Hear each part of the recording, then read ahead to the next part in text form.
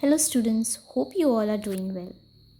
By looking at the video, does it take you back to any kind of memories?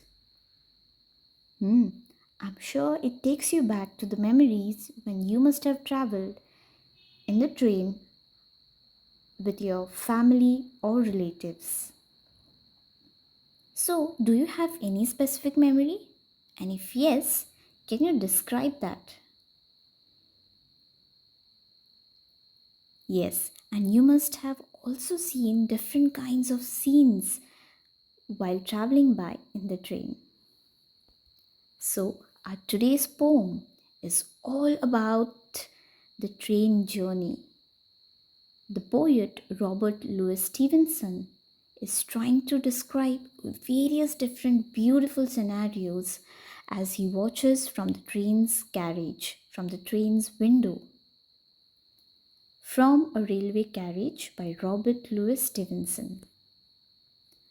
Let us understand about who the poet is. Sir Robert Louis Stevenson was a Scottish novelist, poet, essayist, and travel writer. But he is probably best known for the classic Treasure Island, A Child's Garden of Verses, Kidnapped, and Strange Case of Dr. Jekyll and Mr. Hyde. So make sure to read other books of this poet. So let us read the entire poem first and then I'll be explaining it to you stanza by stanza.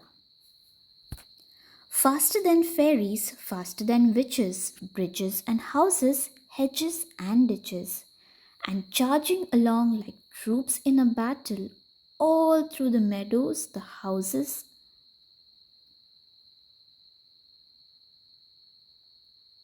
So let us recite the poem all at once and then I'll be explaining it to you stanza by stanza. So let's begin. Faster than fairies, faster than witches, bridges and houses, hedges and ditches, and charging along like troops in a battle, all through the meadows, the horses and cattle. All of the sides of the hill and the plain fly as thick as driving rain, and ever again in the wink of an eye, painted stations whistle by. Here is a cart run away in the road, lumping along with man and load. And there is a mill, and there is a river, each a glimpse, and gone forever. By R.L. Stevenson. So, starting with the first stanza, the poet says the train is faster than fairies. Now, fairies are the creatures which are mythical characters or creatures. That means they are not real. But the train is comparing that the fairies are super fast. And the train is faster than fairies and faster than witches. So, as witches move along swiftly, so does the train. Bridges and houses, hedges and ditches. That means when the poet sits by the window and watches the scenes outside, the poet realizes the bridges are gone by, the houses are gone by, and the hedges and ditches as well. And charging along like troops in a battle, all through the meadows, the horses and cattle. So the train is charged up, is moving like troops in a battle. Now, what does troops means? Troops means the soldiers who are ready, ever ready for a battle. So the train is compared to that as well. And all through the meadows, that means the train is moving swiftly along through the meadows. Meadows are big, beautiful grasslands. And the poet can also see the horses and the cattle. So let's see the meanings of the words that we came across. Fairies, a small imaginary being of human form that has magical powers. Witch, a woman thought to have magic powers, especially evil ones. So, witches are just the opposite of fairies. Hedge, fence made of a shrub or bush. Ditch, a long low place where water can run off from a road or field. So, as the poet is describing us, that he saw the cattle, the meadows, the hedges, and the ditches. Let's move ahead.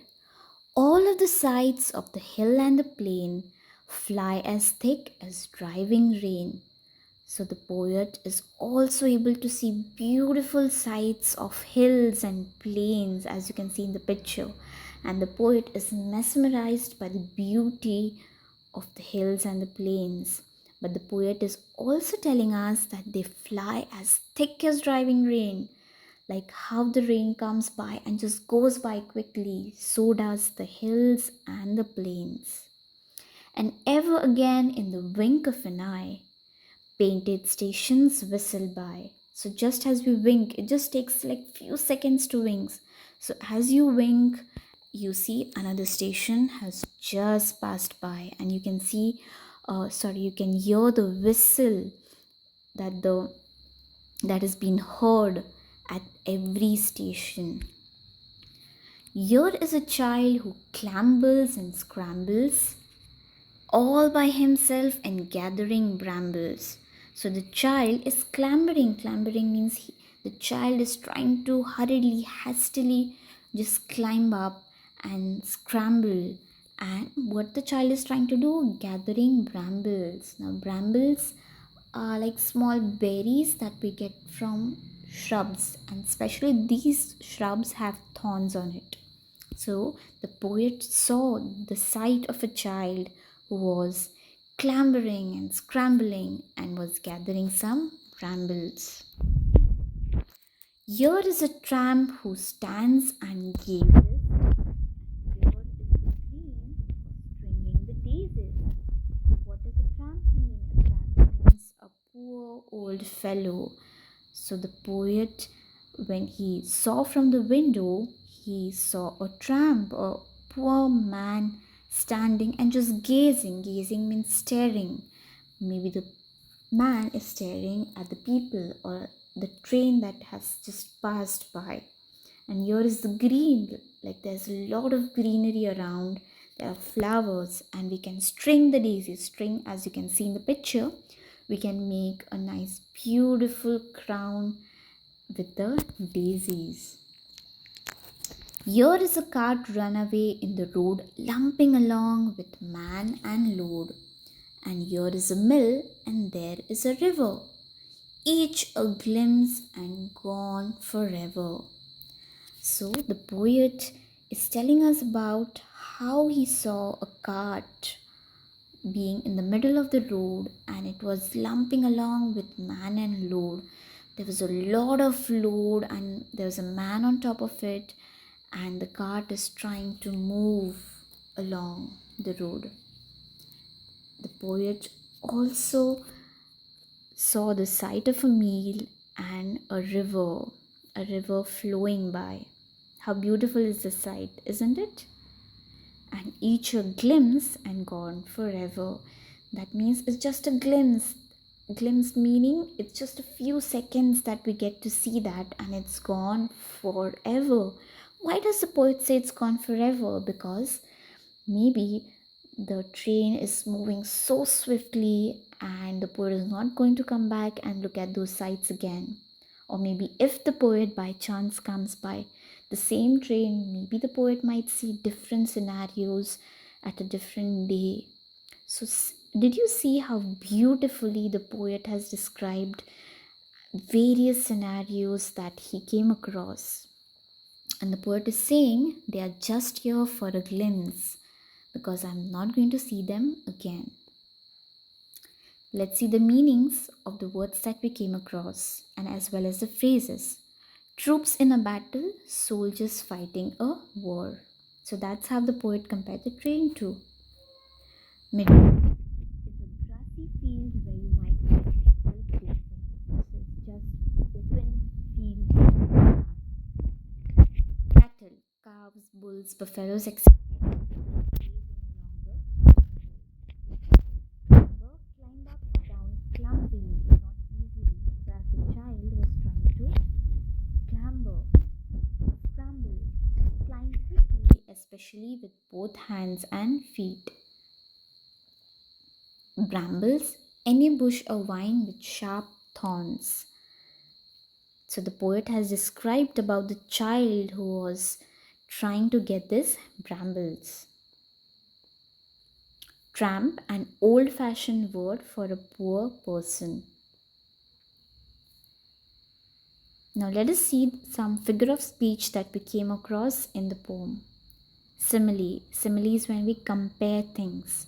So the poet uses comparison to help describe the speed of the train. For example, faster than fairies, faster than witches. So these compares the speed of the train to mystical creatures to emphasize its swiftness. So the swiftness of the train is compared to fairies and witches. Onomatopoeia. So these are the words that imitate sounds. Example, the word rattle mimics the sound of the train moving along the tracks. So these are the two figure of speech. There are many such figure of speech and you can find it in the poem. So summing up this beautiful poem, The Railway Carriage by Robert Louis Stevenson vividly captures the experience of a train journey from the perspective of a child. So, like you as a child, how would you see the train journey? How would you describe the different scenarios in your own perspective? Similarly, the poet has tried to describe. The poet describes the fast paced, exciting scenes outside the window as the train rushes through the countryside. The swift movement of the train is likened to the galloping of horses, with the world blurring by in a flash. Fields, hills, towns, and various people are seen for just a moment before disappearing. So I'm sure you would agree with this that the poet is trying to tell us about so many things, but the poet is also sad and feeling like this is just going by in a flash. The visions are kind of blur because the moment you see, and within a second, within a wink of an eye, it's gone forever. Stevenson conveys the thrill and the wonder of travel through energetic descriptions and rhythm, making the reader feel the motion and speed of the train. So the poet is trying to convey how thrilling it is, how much of wonderful it is, and the experience of it. The poet is trying to share his experience in a wonderful poetic way. And I'm sure while we read the poem, you must have imagined it, how the scene would look like. So, for your homework, write about a memorable experience you had while traveling by train. Describe the events, surroundings, and any specific moments that stood out to you during the journey. I'm sure all of you must have traveled by train at least once, and you must have also seen how beautiful the scenarios are when you sit by the window and gaze outside. So try to recollect those memories, at least one of it, and write it in your own words and describe what event it was, what surroundings you see, and anything that you remember. So I hope you have understood the poem and you loved listening to it as much I did reading it to you. Thank you, students.